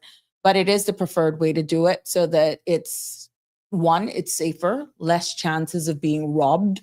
Those are some of the reasons that are used contrary to what other people may think. And yeah, but when you look at even establishing the accounts, there's a reason for all of that data collection. Your source of income, if let's say your salary per month is $5,000, they shouldn't see any other money other than that exceeds $5,000 a month inputted into that account without justification of where you've gotten it from. And that is know your customer. That's a part of the legislation. Some will say, well, that's my business. I could have been saving it up in my piggy bank at home. I could have been, for every time I do the laundry, I found $5, $10, $25 here, there, everywhere. And I've just added it up over 3 years. And now it's ended up to, let's say, $5,000. So that one particular month, your salary of $5,000 went in, but then you decided because the Christmas is coming up and you've been saving all of the money that you've got in your laundry. And let's say it came up to, let's be real, $1,000, let's say, right? Then they have the right to ask you, where'd you get that $1,000 from? Because in that calendar month, you had already exceeded what deposit you have declared of $5,000, which is derived from your salary. So where did you get this $1,000 from? I'm just using these numbers as example. The banks have the right to ask you for that. So you may say, well, this is what I had at home. Can they reject from taking your money? That is interesting because you went over. Would you have to do a declaration to say that's what you did? It kind of puts saving in a piggy bank to a different level, doesn't it? Because some people collect all sorts of coins into the blue and flowers water bottle, and you empty them out at the end of the year, saving up for a vacation. You want to exchange those coins, which there's a fee for that. So it's interesting. Are you going to declare that? Do you then have to take pictures of these for evidence? Like, where are we going? Yes. OMG. It's amazing. But you can see just based on this conversation, how we're evolving, how life is changing, and it's changing quite quickly around us. And it's going to be very interesting how the conversation goes. Amanda, some people prefer cash to avoid paying bank fees. But what happens to the days when you can't use cash anymore and businesses who take cash then are fined? It's going there. You go to UK now, hardly anywhere takes cash. You go to some of the countries in Europe, hardly anywhere takes cash. It's all this tap, or you use this thing that's on your phone, and there's no exchange in cash as we know it in certain jurisdiction. It's all going digital. As simple as New York. There are some places in New York, downtown, in Manhattan especially, that actually take cryptocurrency. Someone asked that question, or I think it was Denny who asked. But right now in certain states, there are businesses that are transacting transactions based on a crypto wallet. So it is here. It's not in your face, but it's actually making its way. Barbara G., while I do understand that some people should not have business accounts for whatever reason, what I cannot understand is why someone cannot have a savings account. Why everyone cannot have a savings account. Sorry. Yeah, that's true. Yeah. Some people just don't like the bank system, though, Miss Barbara G. Some people still believes in the olden days, once their salary goes into their account and they pay their utilities. I have a lot of friends right now that still prefers to withdraw their cash from the ATM and go and pay their utility bills directly so that they can get a physical receipt. They refuse to actually do online payments because they want to actually go to the water authority and they want that receipt. They want to go to the gas station and they want that receipt because maybe they have had a bad experience. Will that be like what's happening in the EU jurisdiction where come April 2026, you won't need any passports anymore? Really? Your biometrics will be collected. There will be no stamps, your facial imagery, your fingerprinting. Is that where we're headed? So, Miss Barbara, I agree with you that everyone should have a savings account. But what happens to those who are just late bloomers, late comers to the game, if that's where we're going to go? And if we're going to get to the point where it's almost like the systems are set up where you can't use cash, then what happens then? It's almost like, even though it's an opt-in, it's almost forcing you to in order to make yeah. See, I got a commenter saying, me too. They like their receipt. I don't have anything around it. It's just convenient for me to just sit down anywhere and do it from my phone. I just go straight on to CUC. I go straight on to Water Authority and I pay my bills there. I don't leave from home. And what you do for the receipt, once you attach your email to it, once it's paid, you get that confirmation email and you get your transaction ID and it's paid. And then within 2 or 3 days, you will see the deduction come from your bank. So it works for me, but it works for me. It just made life easier. I could remember days when I was in Parliament that I was literally, holy crap, water bill. And, after the 21st, they start charging you interest. And I'm there, boy, and I'm paying it online. And I didn't have to leave Parliament. I didn't have to run down to Water Authority. I did it online. So yeah, for me, it was more convenience, to be honest. But I respect anyone who is a little late to the game. Amanda, persons now in days prefer to keep their money home due to the fees that waiting period it takes to clear your paycheck or not being able to deposit and clear same day. But again, these are all conversations that we need to have. Our government, who are your voices, needs to have with the financial institution, but again, with dignity and balance as we see this evolution of with digital footprint. Connie, well, I sold my car and I had to take the sales receipt to them. Yeah, because it was over the same amount. So you had to show a bill of sale. You had to show a bill of sale to justify where the money was coming from. Obviously, that wasn't online. That was by way of a cash transaction or maybe a bank draft. And you had to declare it. Yeah, because your parameters, Connie, in the bank was a certain amount. And once you went over that in that month, then you have to justify where the source of funds is coming from. So they are in your business. Yeah. So yeah, what if I exchange 100,000 in crypto dollars? What if would that be cash? What if I exchange $100,000 in crypto dollars? I don't even know how to answer that. So yeah, to be honest, I wouldn't have a clue. Connie, true. Most European countries do not use cash, Apple Pay or a card. Yep, it's real over there. Cash is, you just don't use it. And they will tell you they won't accept that money. Sia also says, well, if it's changing so quick, then our banks and government is not keeping up. Sia, that was one of the questions that was posed to the Honorable Premier yesterday when they were saying that we're in the discussion phases with this task force, are going now to get public feedback, to do their research and make recommendations for this task force, not to mix up the two, to be honest. But he's saying it's a step in the right direction. And one person says, how can we actually guarantee that we are moving legislation fast enough as the world is actually changing? So you're onto something, to be honest.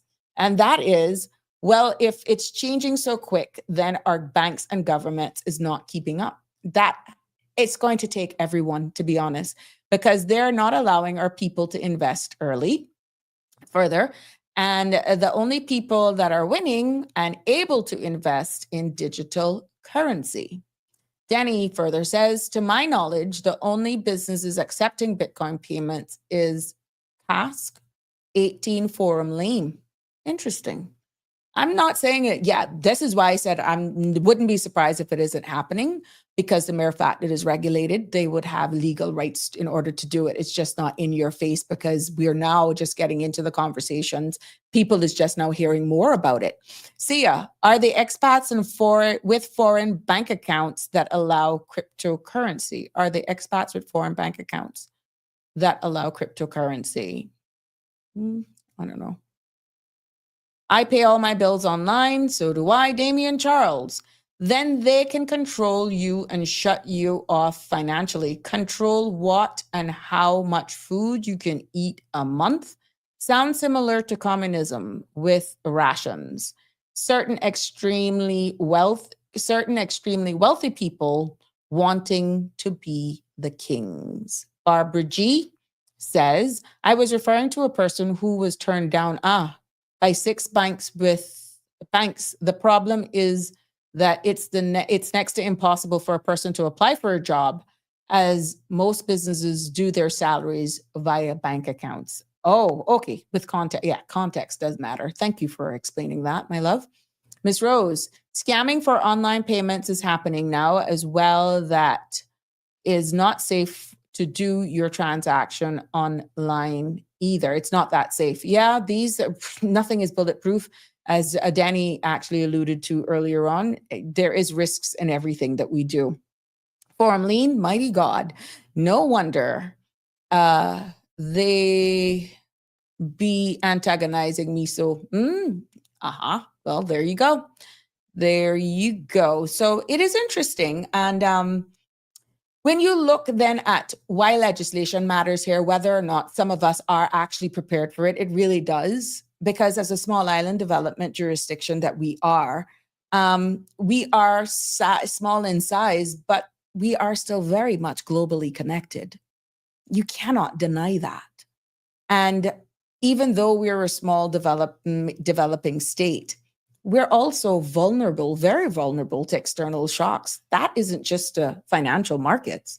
We got a tropical storm right now that's brewing in the Caribbean, whether it's a hurricane or a global recession, or simply because of where our currency is pegged, the U.S. interest rates.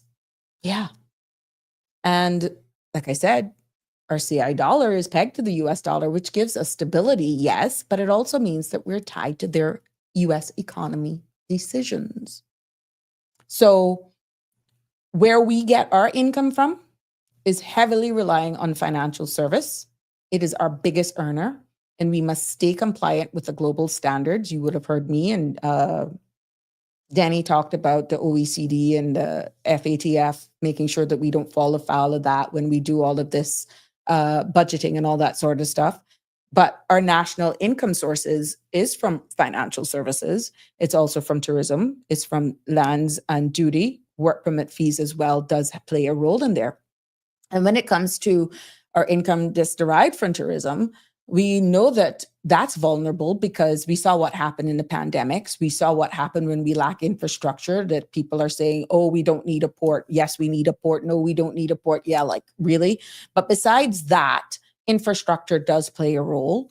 The vulnerability, as I said, from pandemics, climate change is also, I mean, if they don't have any beaches to go to because it's being eroded, because we may have failed earlier on, what's going to make us more attractive? If we don't look at other diversification in our stay over tourism products or tourism products, period, that could impact our tourism and also global travel trends. If you think we're not affected by that, you're mistaken. And then you look then at the revenues that government makes from lands and duty. So real estate is booming here, despite people are saying there are too much concessions that we're given. We need to stop with all the concessions and maybe inject that money into our markets. And then there was a delicate balance and how much Caymanian companies that are actually subcontracted to do some of these buildings and stuff like that, which is where the word sustainability comes in, that in order, because it is a revenue driver, but sustainable development. And I know we can probably have 2 or 3 more shows about that, so that putting it all into context, but it is what it is. Nationally, our income source is from lands and duty. And even though we're seeing real estate, it is booming, we need fair policies to avoid pricing out our locals, and people are screaming that we need more houses. I've seen a headline, I think, caught at the corner of my eyes, why people are not getting access to these affordable homes as yet. Why is it taking so long, and so forth? Again, another subject, another day. And then we look at the revenue income streams that we have now from work permit fees. We can't deny that that also plays a major revenue stream as well, but also balancing the act between opportunity and sustainability. We are looking at the immigration reform. What does that mean? I see where there's hint this much in regards to another type of work permit facility for farmers. So again, I'm excited to bring that to you from my take in the coming days, but I want to make sure I get it right. But it's almost feeling like I'm racing because the 5th of November isn't that far. Next week, Friday, is the 31st. Next week, Friday, is the 31st. So whatever it is, the 28-day consultation, yeah, it seems far, but it's really not that far away. Anyhow, I stand to be corrected. Please. I stand to be corrected. So then you'll ask, then why does legislation really matters? Legislation, robust task force like this, just as an example of what was shared here yesterday, to regulate digital assets is the reason why legislation matters. And it also is there to protect investors. And you may not be a millionaire, a billionaire, whatever, but when we say about protecting our investors, whether it's a student saver or you have a share account at credit union, you're all an investor. Okay, just as some just has a little bit more, some have diversified their what they have as assets, and I'm hoping you're understanding and you following the terms. We're all investors, and that's why legislation does not only protect a certain sector of people nationally, the legislation protects everyone. Okay. Also, why legislation matters is because it ensures for fair access. Yeah, the Constitution ties into this as well, fair access to land and housing. And why legislation matters is because to future-proof tourism with climate resilience, and this is where the word sustainability comes in, all of that sort of stuff. And then why legislation matters is because it also balances immigration and labor needs with local development. So this is why that white paper needs to be slowed down just so that everyone can understand exactly what's out there. Okay. I know a lot of you are hungry. We were wanting it, but it's a lot. It's a lot of amendments that are being made. And I agree. It's a lot. Going back to the October 6th launch of the National Digital Transformation Strategy Task Force, pretty much what that is signaling in layman's terms, that Cayman Islands is paving the groundwork for digital currency. Yeah, I said it. But it's still in the very early stages. We're seeing where SEMA has legislative framework around it that actually supports the platforms. It's happening already. And the task force now is focused on creating this framework, not yet launching a currency. They're not launching a currency. And for everyday Caymanians, this means that change is actually coming and preparation is key.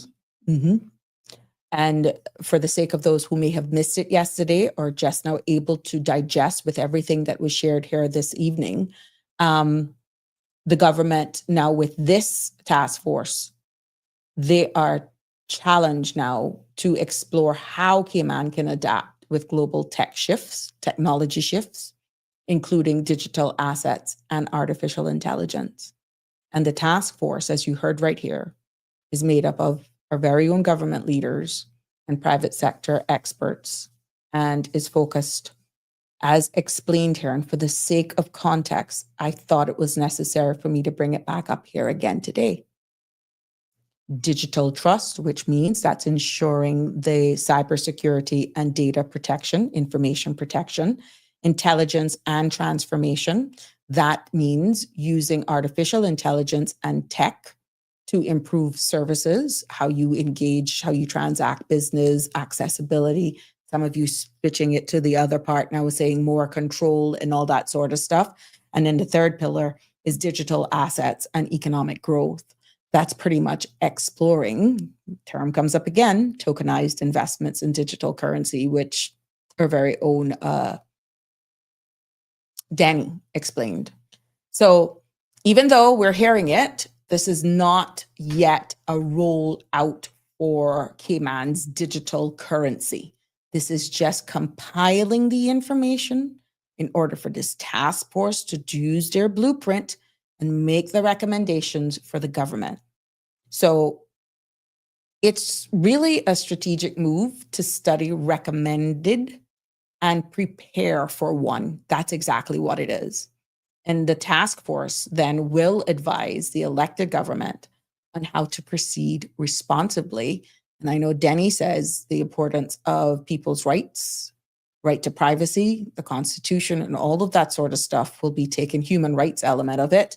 That was highlighted, and the Premier did not disagree. He agrees that all of those elements, but you got to start from somewhere, right? So pretty much for everyday people, especially those who are struggling, this shift, and even with this very conversation, could feel distant or outright confusing. I see where Miss Rose was asking, so if I'm renting, how am I going to pay my landlord? Don't worry, don't get ahead of yourself, Miss Rose. Don't, just exhale. We are going to take our time and we're going to ease into this, because I'm quite sure you, Miss Rose, have a debit card. And even though you may not be savvy enough on online banking and all that sort of stuff, there will be ways around it. We're just going to take it in small steps and small strides right now. But what is important is to understand is how it will and could affect your daily life, as Miss Rose alluded to, because we will see where digital payments will become more common. We can expect more digital wallets, QR codes that we're seeing all the time now for polls and all that sort of stuff. And we will see cashless options. It's already here. Businesses may start accepting stable coins eventually, even though, as I said, this is not a rollout of our currency. We're realizing that some of it is actually already happening in our space, or tokenized payments. It's just not rolled out for the everyday man yet. So education is key. And without proper education, many of us Caymanians risk being left behind or feeling as though their voice doesn't matter. And if the government has a duty to actually keep the lines of communication open, they must ensure that digital literacy programs reach all communities. And that is really, really what they're tasked with doing. So you may ask yourself, are we building Cayman for the next 5 years or for the next 50 years because of what's happening around us? And you may say, well, I'm just an average Joe. I barely can make my salary from one day to the next. What do I do? There's so much questions. And I didn't expect you to be able to digest all of this. But even from in one sitting, because we're going to have to visit this back again. Yeah. So don't feel overwhelmed. Don't feel stressed. Not all is lost. Not all is lost. We will be back here and definitely go through this. And we will be repeating a lot. We will be repeating a lot. And it's for the sake of educating. And I'm so happy that we can have a forum like this where it's open and you can share your concerns and you can ask your questions. Damien, what do you say? Even something like Vimo. We have almost 20 years behind. We are almost 20 years behind.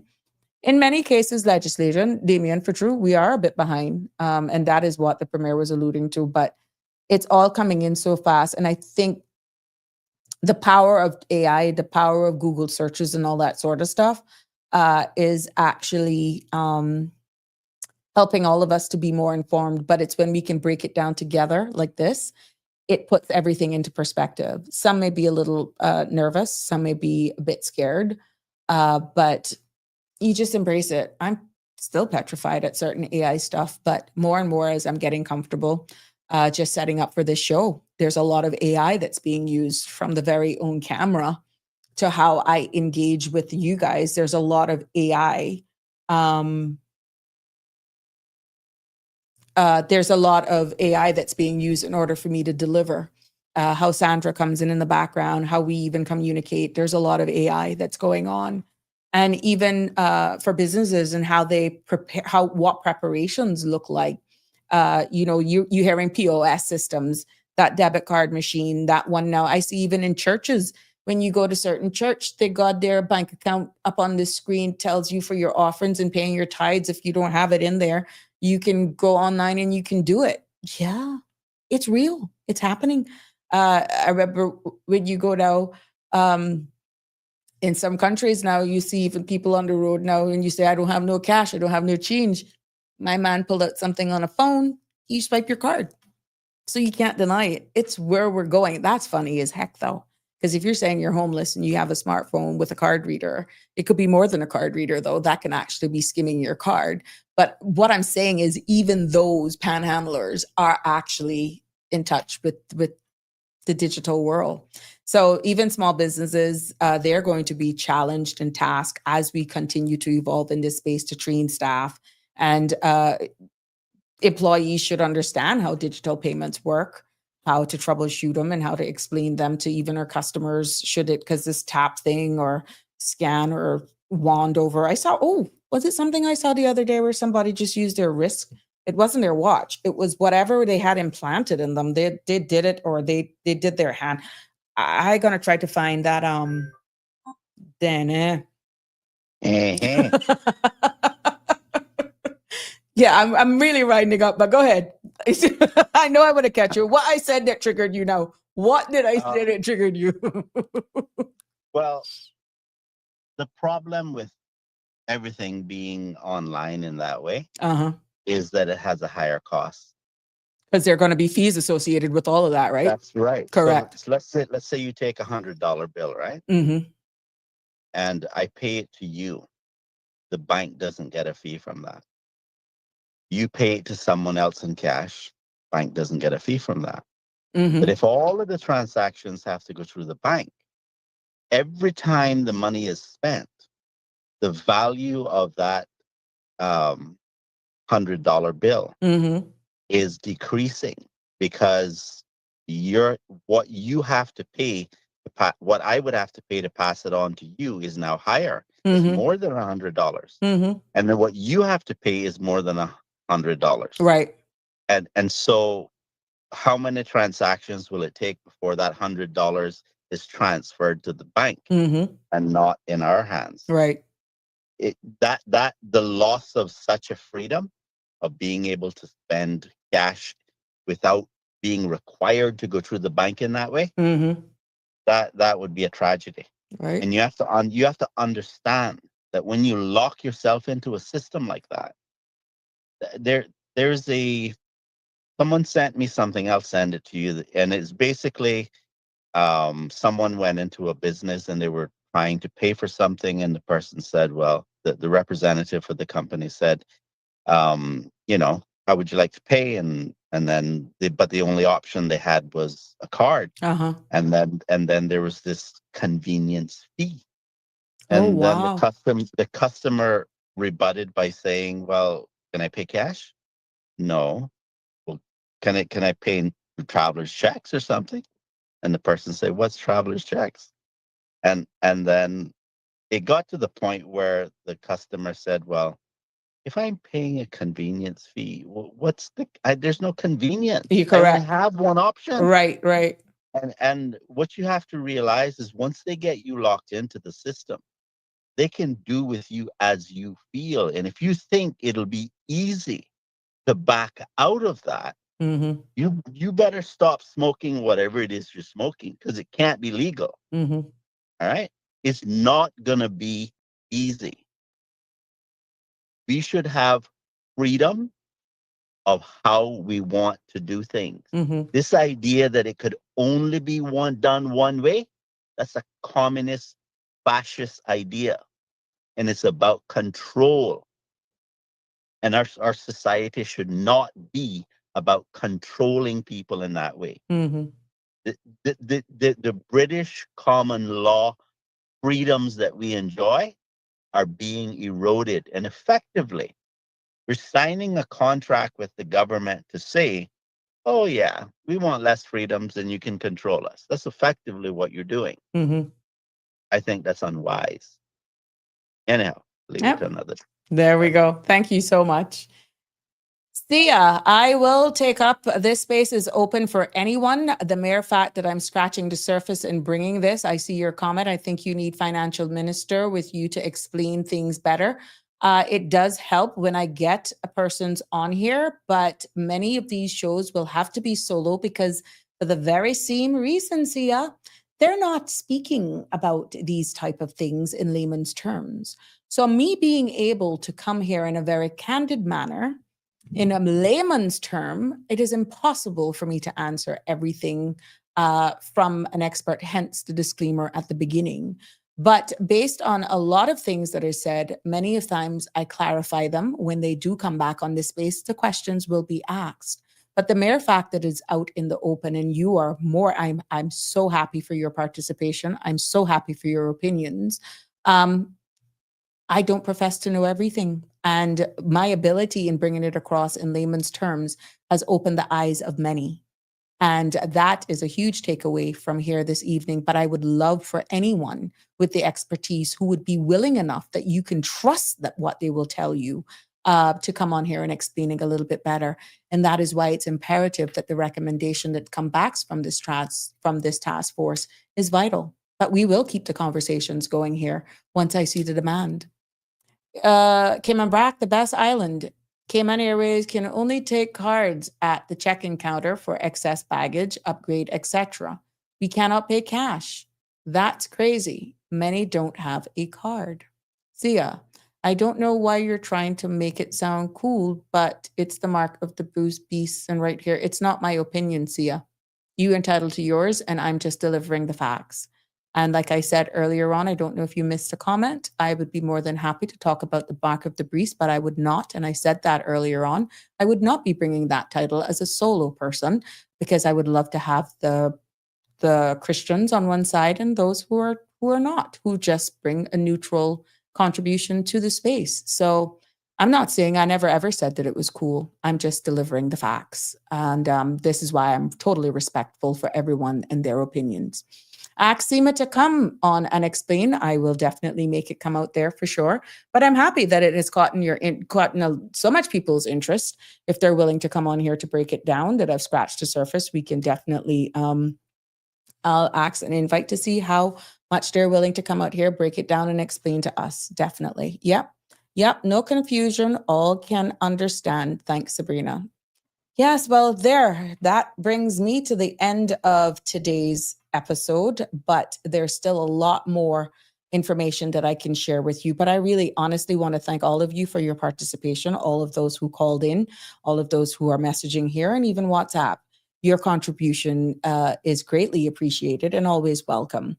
Until tomorrow, please do enjoy the rest of your Tuesday evening. Please keep it locked to your local media stations for the latest update on Tropical Storm Melissa so that we can continue to watch its track. And the key is to always, always, always be prepared. Until tomorrow, have a safe and fabulous Tuesday evening. God bless. That's a wrap for today's edition of Sabrina Speaks. Thank you for tuning in and for being part of the conversation. Remember, the dialogue doesn't stop here. Stay engaged, stay informed, and most importantly, stay empowered. We'll be back tomorrow at 5 p.m., same time, same place, right here on CMR TV and radio, where your voice matters and your truth is heard. Until then, Cayman, take care of yourself and each other. That's it for today's edition of Sabrina Speaks, where your voice matters, your story counts, and your truth is always welcome. Join us weekdays from 5 until 6:30 p.m. right here on CMR TV as we dive into the topics that matter most to you. Catch the show live or on demand at cmrtv.com. And don't forget to follow us on Facebook, YouTube, and Instagram so you never miss a moment. Until next time, stay informed, stay engaged, and always speak your truth.